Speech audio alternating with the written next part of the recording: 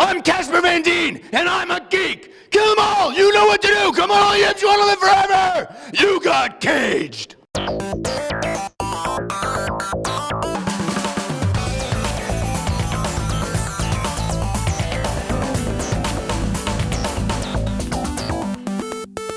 Hey, geek boys and girls, Justin here from Geek Legacy. I'm here with Mr. Casper Van Dien and Ed Neumeier. How are you two doing today? Great, man. Good to be at Comic-Con. Outstanding, Trooper. You know what to do. Love it. So, Starship Troopers, Traitor of Mars takes place 20 years after the events of the first movie. Is that what I understand? It does. Okay. 20 years. It's been 20 years since the operation at Clendathu, and we're back. You got some face damage here. You've seen better days. Yeah. Was a mistake you want to talk about at all? Yeah, or? sure. It was a divorce. My ex-wife got the eye. Fair enough. California. I don't know. That's how it goes in California. Half everything, right? Yeah. That's right. Well, it's 20 years of battle that he's been to, so he lost an eye, maybe from a divorce, I don't know. But he did definitely, he's a survivor. I think that's what we tried to show. And yeah, perhaps how he became what he is now, it may be a story for another day. Dizzy has found a way to come back. I'm sure. Dead. Yeah, I know. I'm all for it. Dizzy died in the first movie. So this like is The Walking Dead. Are you going crazy in the shit, and now you're starting to see Dizzy? Is that what's happening, or is this like Dizzy's cloning thing? dead. Okay. Well, we don't want to give anything away, but Okay. except that she's not alive. Well, that's a spoiler, so we can't talk about that. although you're pretty quick, yeah. And she's dead. Okay, fair enough.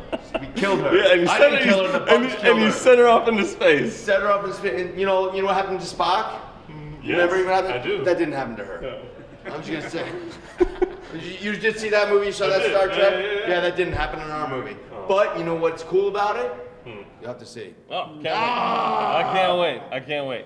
So, Starship Troopers is an incredibly violent film, and you in particular, you have actually, my parents actually win Parents of the Year because they took me to see Robocop when I was about 7 years old. Yes! And Tell them I love them. Tell them I love your parents. That's the coolest thing. my mom, at the beginning when Ed 209 just lays into that executive, my mom's like, I don't know if you can watch this, Justin. I'm like, it's okay, Mom. I got this. I can do this. But since Robocop, I've always compared any kind of violence in cinema. I'm like, well, it's not quite Robocop violent, but it's still pretty hardcore. Does this movie stay true to that sort of hardcore violence? It does. My first thing I said to the producer and the director was, okay, we have to start out, and then we have to do something really bloody right away, really gory, so they'll know we're serious. But yeah, no, I think that I always liked blood in movies. When I met Paul Verhoeven, it was almost a bad thing because we both felt the same way. And I knew I finally met the director who would get my vision of blood and violence on the screen. Absolutely. So you know Ed 209. That's what you I said. do. My You know buddy. who Ed 209 is named after? I do not. Oh! Huh. Oh! Mind blown! Oh my God! I will say in the video games that fucker drove me insane. He was hard to kill in the video He was games. a bad boss, huh? Didn't like that, and it drove me insane. And then there's a thing called Nintendo Hard, and then there was like Ed 209 Hard, and I couldn't do it. So I'm out on the set, and I'm thinking, I gotta remember this moment, this is incredible. And I'd look over, and I'd see all the troopers out there, and I'd be in my uniform, and I was #1 on the call sheet, I was just feeling all great and everything. And I look over, I see Ed Neumeier behind the monitor, Paul Verhoeven behind the monitor, Phil Tippett behind the monitor, John Davidson behind the monitor, the director, writer, producer, and special effects of Robocop, and I always go, I'm Murphy. I'd buy that for $1.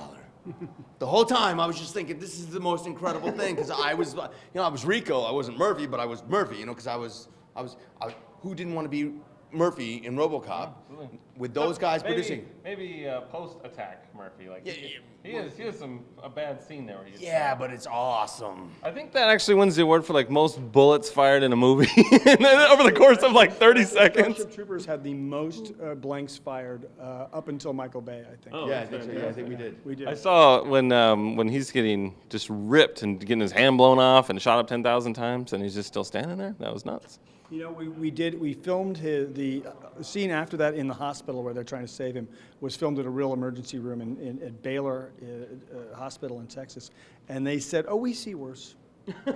We see worse." Let's talk about that. I'd buy that for $1. When you wrote that down, did you have any idea that was going to be like just a catchphrase for generations to come? No, actually, it's only kind of become that way in the last maybe 10 or 15 years.